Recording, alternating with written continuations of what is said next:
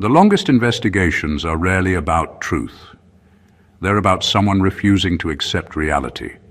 8 years, not 8 weeks, not a phase, not a misunderstanding that cleared up after one serious conversation and an awkward handshake. 8 full years of watching, whispering, checking, rechecking, waiting for a mistake that never came. That's not justice. That's obsession dressed up as responsibility, wearing a badge it never earned. Here's a fact most people don't like admitting. When an inquiry drags on without results, it usually means the conclusion was decided first and the evidence was supposed to catch up later. In psychology, this is called confirmation bias. In real life, it looks like grown adults burning time, energy, and credibility just to avoid saying one uncomfortable sentence. We were wrong. And instead of owning that, they keep digging, hoping reality eventually cooperates. Spoiler alert, it rarely does. What makes this story unsettling isn't the time wasted, but the confidence with which nothing was found. Files thickened, stories evolved, the tone got more serious, the faces got more concerned. All while the truth sat there, unmoved, unimpressed, and very much innocent. Imagine putting your life on pause for nearly a decade, only to discover the villain never existed. That's not a plot twist. That's a self-inflicted plot hole. There's also something quietly absurd about the whole thing. 8 years of surveillance, analysis, and side-eye for someone who didn't even break the rules. That's like tailing a parked car because it looked like it might speed. At some point, the problem isn't the subject, it's the watcher. And that's where this topic really lives. Not in what was done, but in what wasn't. Not in guilt, but in projection. This is about how people can spend years hunting for a crime simply because accepting innocence would force them to confront their own fear, ego, or wasted effort. Stay with me, because once you see how this happens, you'll never look at long grudges, endless investigations, or drawn-out accusations the same way again. Number 1, they weren't hunting a crime, they were hunting a contradiction. What really unsettles people isn't wrongdoing. It's someone who exists outside their mental filing system. A person who doesn't match the labels, the expectations, the quiet rules everyone else agreed to without realizing they agreed. When you don't fit cleanly into the story people tell themselves about how life works, you become suspicious by default. Not because you did something wrong, but because your presence exposes how fragile their logic is. They needed you to make sense in a way that was convenient to them. When you didn't, they assumed something must be hidden. That assumption turned into scrutiny. Scrutiny turned into fixation. Over time, the goal quietly shifted. It stopped being about finding facts and became about resolving the discomfort you caused simply by being you. You contradicted their beliefs about effort, success, hierarchy, fairness, or control, and that contradiction felt personal. The truth is, many people build their identity on invisible agreements. If you follow the rules, you get the rewards. If you struggle, it must be your fault. If someone moves differently and still stands strong, the whole structure starts to wobble. Rather than question the structure, they question the person.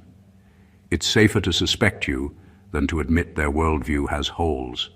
That's why the hunt drags on without results. They're not actually looking for evidence, they're looking for relief.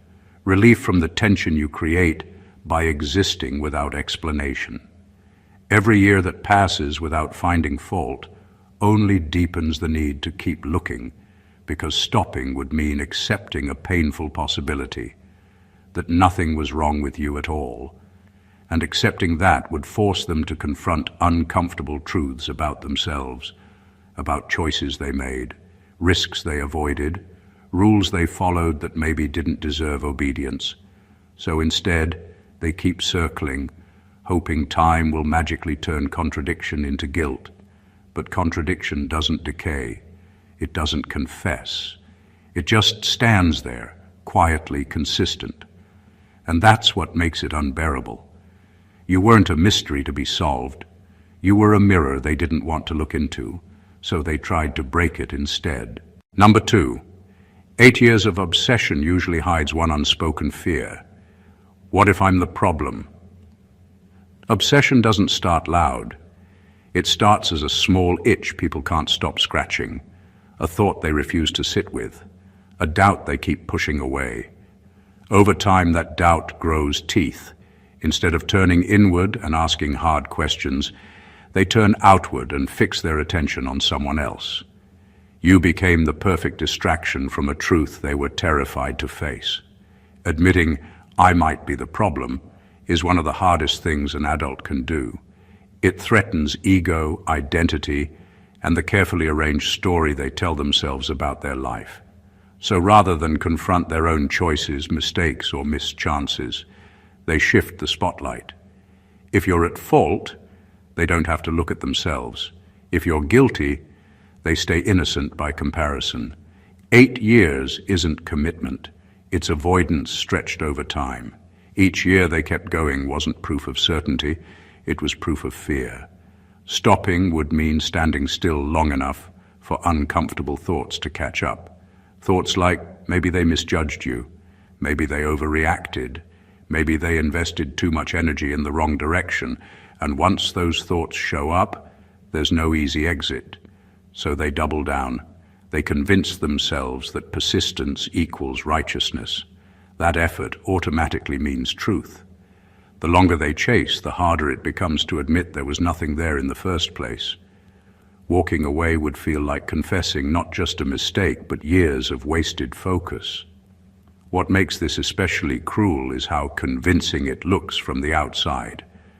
Obsession can masquerade as responsibility, concern, or vigilance. It sounds noble. It looks serious. But underneath, it's still fear. Fear of self-reflection, fear of accountability, fear of discovering that the enemy was never external. Meanwhile, you stand there, unknowingly carrying the weight of their unresolved issues.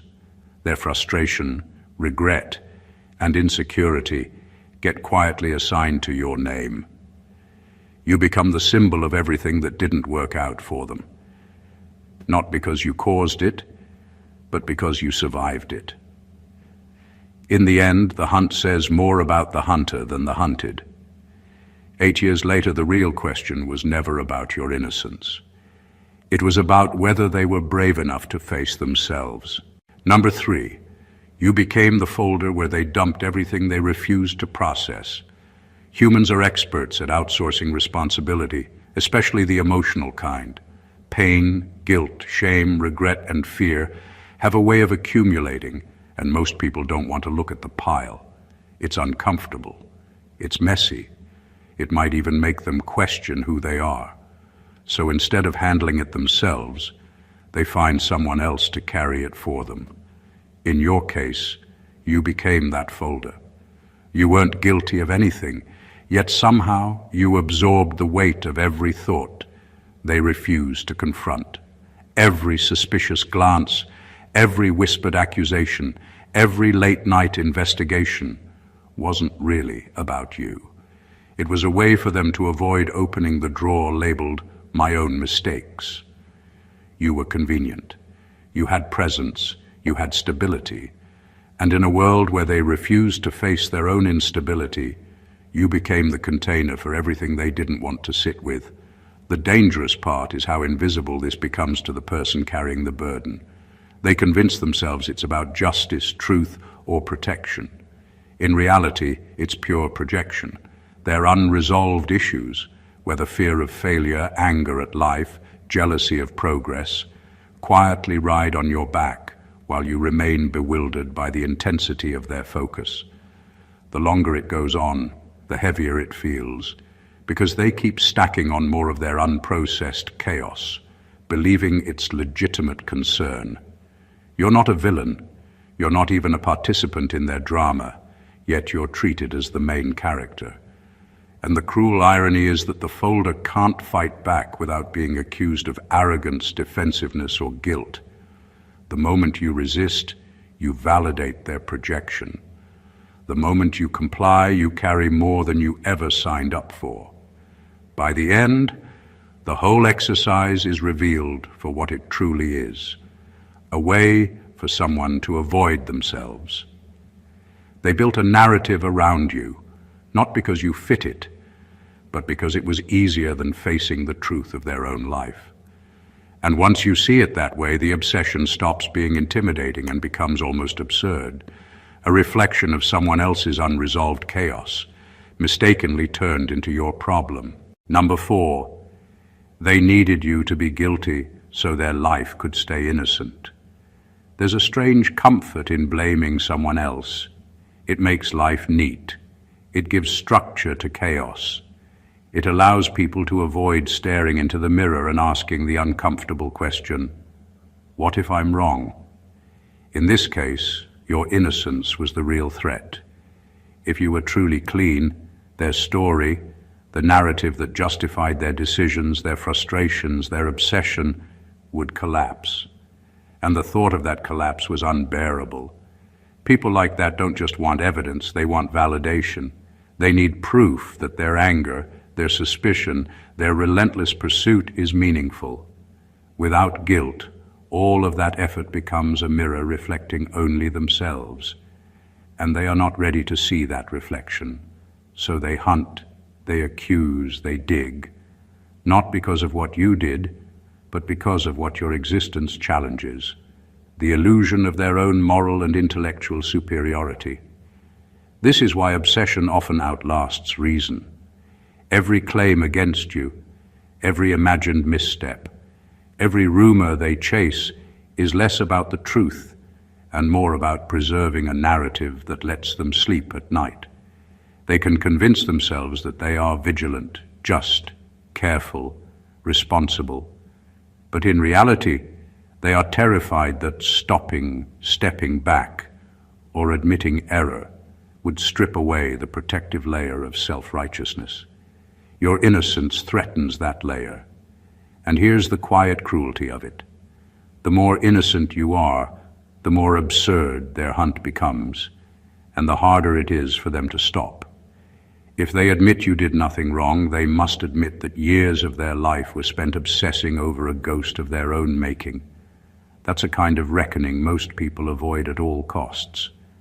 So they keep going, they chase shadows, they interrogate reality itself, and through it all, they disguise fear and ego as diligence. Meanwhile, you exist, unshaken and untouched, quietly exposing the ridiculousness of their obsession. The irony is brutal.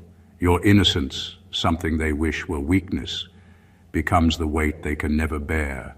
Number 5, long investigations often mean there was never real evidence to begin with. When someone spends years chasing a person for a supposed crime that never happened, it's tempting to assume there's some hidden proof, some smoking gun they're just not finding. The truth is far more revealing. When the evidence is absent, obsession fills the gap. People refuse to admit there's nothing to find, so they fabricate reasons, reinterpret harmless actions, and twist coincidences until the emptiness feels meaningful. The longer it goes on, the less about truth it becomes, and the more about preserving their own story. The irony is sharp. Investigations are supposed to clarify reality, but in these cases they actually obscure it. Every step forward, every phone call, every file examined becomes less about uncovering facts and more about justifying the hunt itself. They convince themselves that persistence equals progress, that volume can replace substance. 8 years of searching, checking, questioning, all of it masquerading as diligence, when in reality it's a desperate attempt to manufacture something that was never there. This isn't just about inefficiency or obsession, it's about projection. They don't want to admit the absence of evidence because that absence forces a confrontation with their own misjudgment. If nothing proves guilt, the only conclusion left is that they were wrong. and that conclusion is heavy. It undermines their confidence, their authority, their sense of purpose. So instead they continue, piling time and energy onto a hollow premise, hoping that if they dig deep enough, meaning will appear. Meanwhile, the person being hunted becomes almost mythical in their mind. You aren't guilty, but your very innocence is reframed as cleverness, manipulation, or hidden intent. Every ordinary choice is scrutinized as though it were a confession in disguise. Every calm response is read as a smokescreen. The reality that nothing happened, nothing was broken, nothing was owed, that truth becomes invisible. In the end, long investigations often reveal more about the hunters than the hunted. The obsession, the projections, the wasted years, all of it is a mirror reflecting fear, ego, and insecurity. The evidence wasn't missing because it was hidden. It was missing because it never existed. And that is the most uncomfortable truth of all. Number 6, they chased you because you moved without asking permission. Most people live life like it comes with an invisible instruction manual, and anyone who ignores the manual instantly becomes suspicious. Rules aren't always written down, but they are agreed upon silently, enforced unconsciously, and obeyed almost instinctively.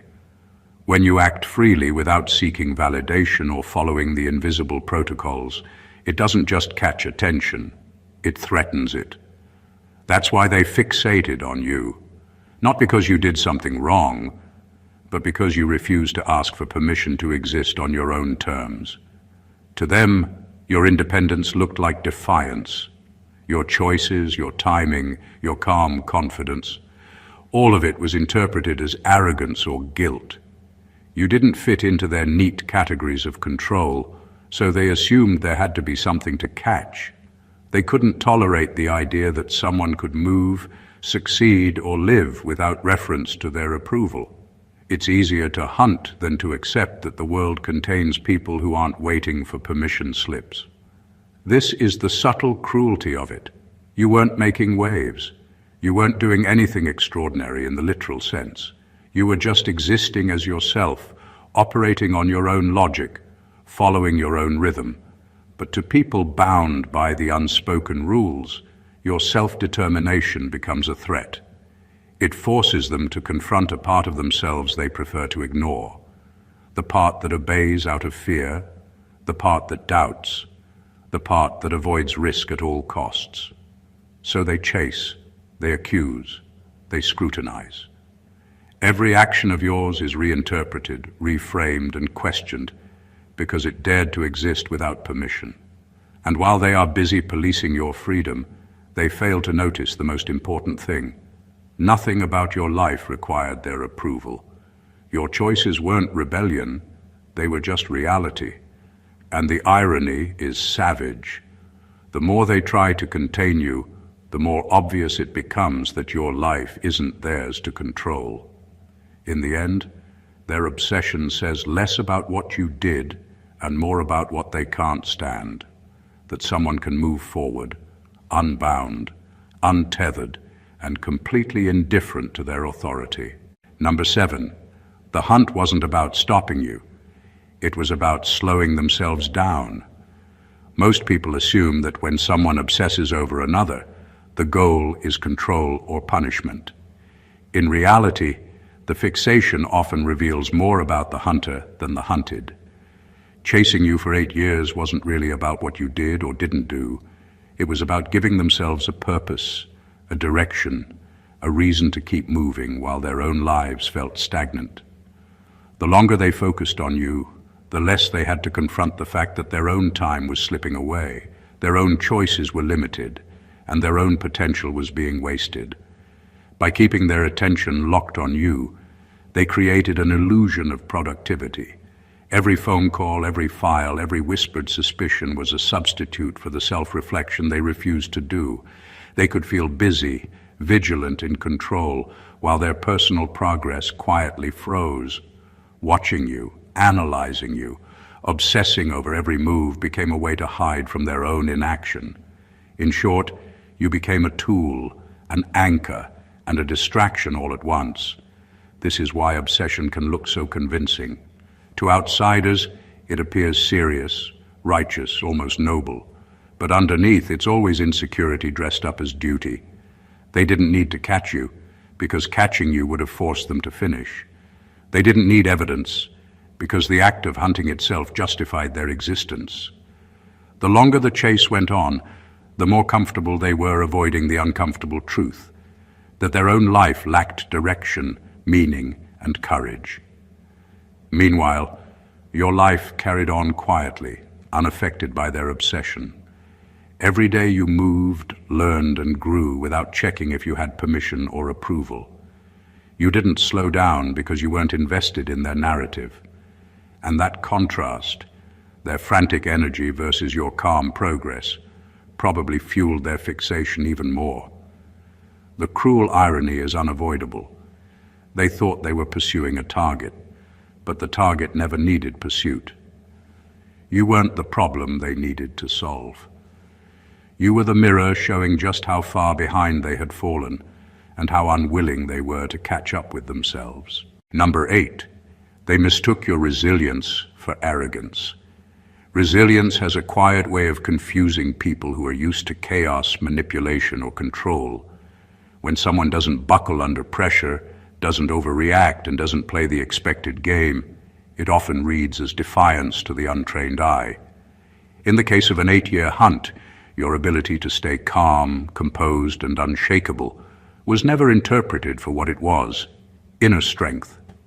Instead, they labeled it as arrogance, as if your lack of fear or panic was an insult to them personally. People obsessed with control are allergic to resilience. They can handle mistakes, misunderstandings, and even rebellion if it fits their expectations. But when someone withstands pressure effortlessly, when accusations and scrutiny slide off without leaving cracks, it throws them into confusion. They want you to break, to respond the way their narrative demands. When you don't, they assume it's because you feel superior, because you're above them in some imagined hierarchy. In truth, it's not superiority. It's endurance. It's quiet confidence. It's knowing who you are, independent of their projections. This misinterpretation fuels obsession. Every time you stay calm in the face of scrutiny, every time you refuse to justify yourself unnecessarily, every time you continue living your life without apology, it challenges their ego. They begin to spin stories, invent motives, and create evidence in their mind just to explain why someone could possibly withstand scrutiny without flinching. Your strength becomes their problem because they can't comprehend that resilience doesn't require explanation. The irony is brutal. Your survival and composure, the very things that allow you to move through life with clarity, are the things that make them spiral. They are so focused on what they believe is arrogance that they fail to see the truth, that you are untouchable, not because of ego, but because you refuse to surrender your inner stability. Your calm isn't a challenge to them. It's a reflection of reality, and they are desperate enough to call it arrogance rather than admit they are powerless to shake it. In the end, resilience is misunderstood, feared, and often attacked, but it is also untouchable. No amount of obsession can break something that isn't brittle to begin with. Number 9, 8 years is not persistence. It's denial wearing discipline's clothes. When someone spends nearly a decade hunting another person for something that never happened, it might look like dedication from the outside. But real persistence is purposeful, measured, and guided by truth. What this really is denial masquerading as discipline. They've convinced themselves that relentless effort equals legitimacy, that time spent equals results, and that obsession equals righteousness. None of it is true. They aren't disciplined. They are trapped in a story they refuse to rewrite. The first years probably started with doubt. Maybe they wanted evidence. Maybe they had suspicions. Maybe they genuinely thought something was amiss. But as time went on and nothing concrete emerged, logic demanded a pause, a reevaluation, a reality check. Instead, they doubled down. Each day without evidence became proof in their mind that more digging was needed, not that the premise was wrong. Denial grows like a vine. It twists reasoning, strangles clarity, and convinces people that chaos is control. This is what makes the obsession so tragic and absurd. They are grinding through life, investing energy, time, and focus into chasing a phantom, while ignoring the very real consequences of their own choices. Their identity becomes wrapped in the act of hunting, not in achieving or learning. Their discipline is a performance, a shield that keeps them from admitting that they wasted years on a mirage. Meanwhile, the person they are hunting moves through life unaffected, unaware of the futility. Each calm step forward contrasts sharply with the frantic, misguided energy expended on them. That contrast is what feeds the obsession, because deep down, the hunter senses the truth. All that effort isn't moving the target. It's only moving them further away from reality, further from self-awareness, and further from peace. In the end, 8 years of hunting proves nothing about the hunted. It only proves one thing about the hunter. Persistence is meaningless when it is divorced from truth. Denial dressed as discipline will never create results. It only creates regret, absurdity, and the quiet realization that the real cost was never yours. It was theirs. Number 10, they believed if they stared long enough, you would confess to a lie they invented. Obsession has a way of twisting reality until the impossible seems inevitable. In this case, the hunters weren't looking for the truth. They were looking for confirmation of the story they had already written in their minds. They convinced themselves that if they scrutinized every move, examined every word, and waited long enough, you would eventually crumble under the weight of a crime you never committed. It's a mindset built on the illusion that persistence can rewrite reality. This belief reveals something deeply human and deeply flawed. When people are desperate to justify themselves, they start treating imagination as evidence. They interpret calm as guilt, independence as defiance, and innocence as cunning. Every ordinary action becomes suspicious. Every explanation seems rehearsed. Every silence is a confession in disguise. The longer the hunt goes on, the more they rely on hope over fact, on fear over reason. In their eyes, the truth isn't enough. It must bend to satisfy their obsession. It's also a form of psychological projection. They assume that because they would eventually break under scrutiny, so must everyone else. They don't see that people can endure pressure without guilt. They don't see that innocence doesn't need a confession. Their whole hunt depends on a lie they want to be real, that your calm, your consistency, your freedom to live is a mask hiding wrongdoing. Meanwhile, you continue to live your life, unaffected by their narrative. You don't confess because there's nothing to confess. You don't break because their obsession cannot touch what isn't theirs to touch. And that fact, the quiet indifference of reality, is the sharpest blow to their ego. Every day they spend staring, waiting, and scrutinizing is another day they fail to produce what they so desperately crave. Proof that they were right. In the end, the tragedy isn't that they hunted you. It's that they hunted a shadow of their own making. They created a crime in their minds, invested years chasing it, and failed to see that the confession they hoped for would never come because it was never supposed to. Reality doesn't bend to obsession, and the truth doesn't apologize for existing. Number 11. Your calm wasn't strategy, it was clarity. People love to believe calm is calculated. They assume silence, restraint, and composure are tactics designed to manipulate outcomes. But real calm doesn't come from strategy. It comes from clarity. It comes from knowing exactly where you stand, what you did, and what you didn't do. When you are clear inside, there's nothing to perform, nothing to prove, and nothing to rehearse. You're not managing impressions, you're simply existing in truth. That's why your calm unsettled them so deeply. They expected panic, defensiveness, over-explaining, or cracks. Those reactions would have made sense to them. Instead, they were met with steadiness. No scrambling, no emotional chaos, just consistency. To people operating from suspicion and fear, clarity looks suspicious because it doesn't follow their emotional script. They mistake peace for calculation because they themselves are always calculating. Your calm wasn't an act of confidence meant to intimidate. It was the natural result of not carrying guilt. Guilt makes people restless. Innocence allows stillness. When there's nothing to hide, there's no urgency to control the narrative. You didn't need to rehearse your truth because your truth wasn't changing. That kind of inner alignment doesn't shout. It doesn't posture. It doesn't rush. And that's precisely why it's misunderstood. The longer the scrutiny went on, the clearer this became. While they grew more frantic, more imaginative, and more desperate to provoke a reaction, you remained grounded. Not because you were winning, but because there was no game to play. They were chasing a version of you that didn't exist, while you were simply living as yourself. That contrast quietly exposed the imbalance. Calm doesn't compete with chaos. It outlasts it.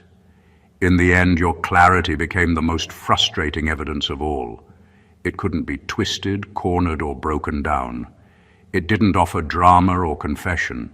It just stayed the same. And that's the power of clarity. It doesn't need defense. It doesn't argue. It simply remains, untouched by the noise around it, long after the noise exhausts itself. Number 12. The real shock wasn't that you were innocent. It was that they looked ridiculous. After 8 years of chasing someone for a crime that never happened, the final reveal should have been dramatic, right? Justice served, truth uncovered, lesson learned. But the real punchline wasn't your innocence. It was the absurdity of their obsession.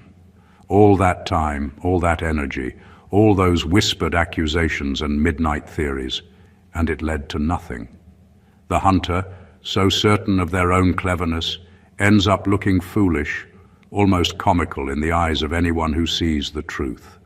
That's the part they never prepare for, the mirror reflecting their own ridiculousness.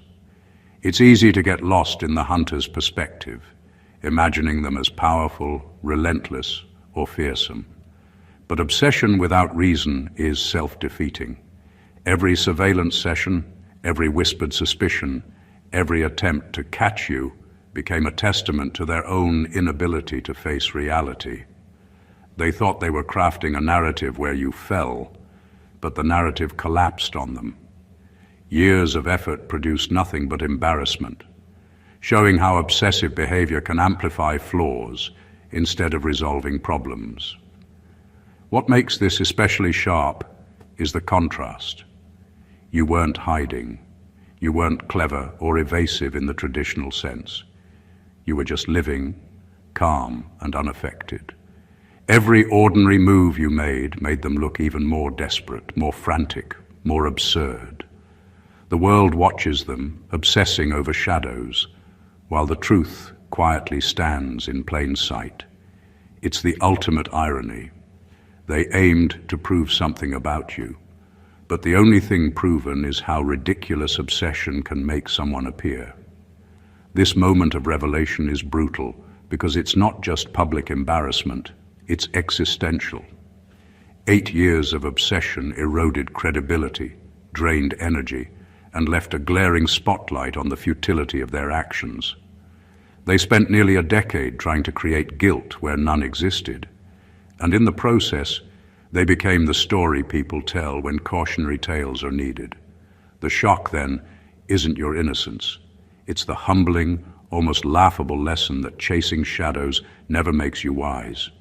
It just makes you the punchline, and no amount of effort can rewrite that truth. Number 13. When the hunt ended, they were left alone with themselves. And that was the real punishment. After 8 years of relentless chasing, there comes a moment when the obsession runs out of steam. No evidence, no confession, no validation, just silence.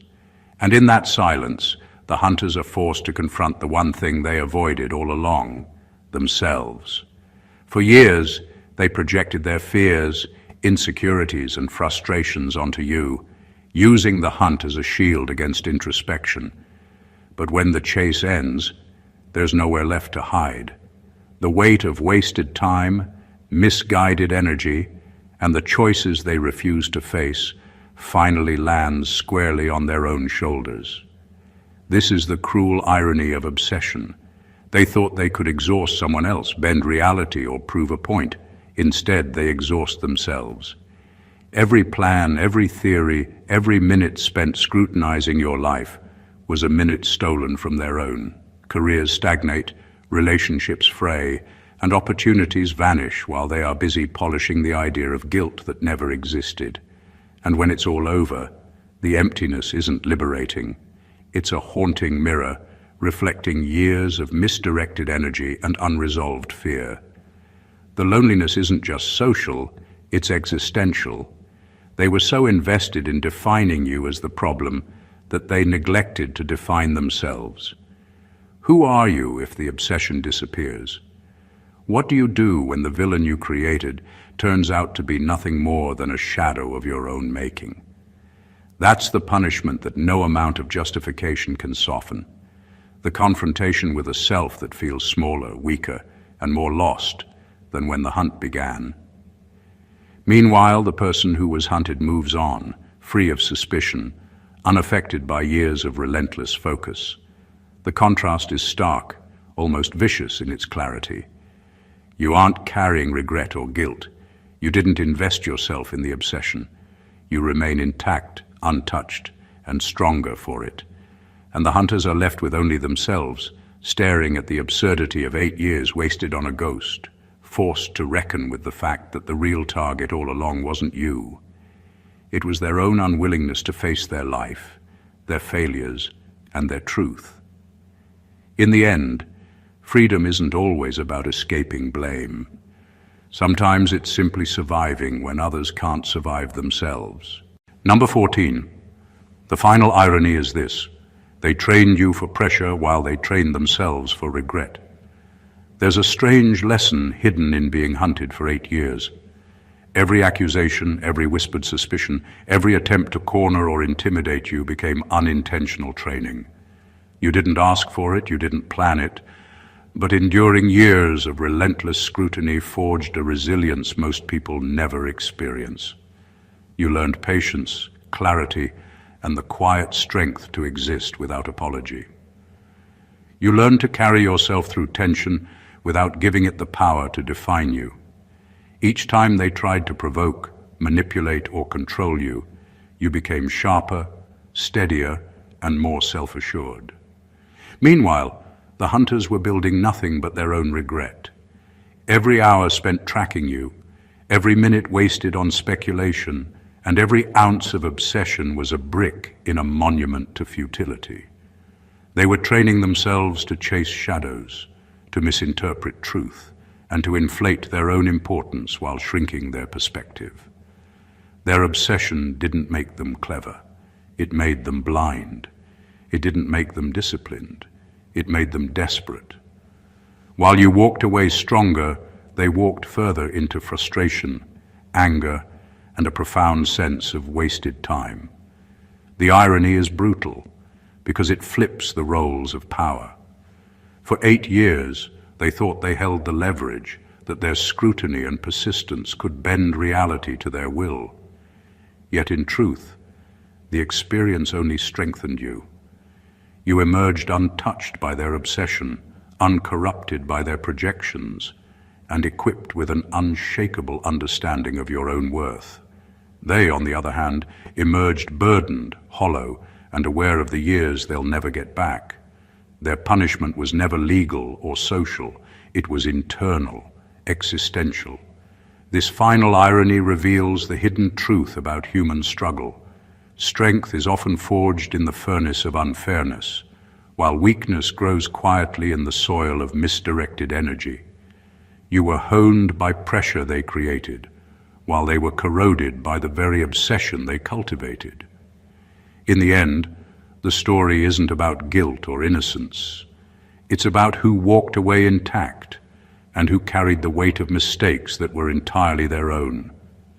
The story of being hunted for something you never did is more than just a tale of injustice. It's a lesson in human nature, obsession, and the quiet power of resilience. 8 years of scrutiny, suspicion, and relentless pursuit revealed far more about the hunters than the hunted. They projected their fears, insecurities, and need for control onto someone else, hoping to manufacture guilt that didn't exist. They mistook strength for arrogance, persistence for truth, and obsession for discipline. Meanwhile, the person at the center of it all quietly endured, grew stronger, and emerged unshaken, carrying nothing but lessons and resilience. Every step of this relentless chase highlights the ironies of human behavior. The hunters spent years creating suffering and tension, only to find themselves burdened by regret, embarrassment, and wasted time. You, the innocent, walked away intact, calm, and empowered. The truth has a way of exposing what obsession cannot see, that attempting to control or define another person rarely works, and in doing so, the observer often becomes the victim of their own inability to confront reality. This isn't just a story of injustice. It's a roadmap for understanding the subtle ways people project, obsess, and misdirect their energy. It's a reminder that resilience, clarity, and self-trust are far stronger shields than any reaction or defense could ever be. And ultimately, it proves one timeless truth. The person who remains grounded, calm, and self-aware will always outlast those who are consumed by fear, pride, or obsession. If you found this perspective eye-opening and want more deep dives into human behavior, life lessons, and stories that challenge the way we see the world, make sure to subscribe to the channel. Don't forget to like this video, share it with someone who needs to hear it, and drop a comment with your thoughts. Let's keep the conversation going and uncover the truths most people miss. Stay blessed always.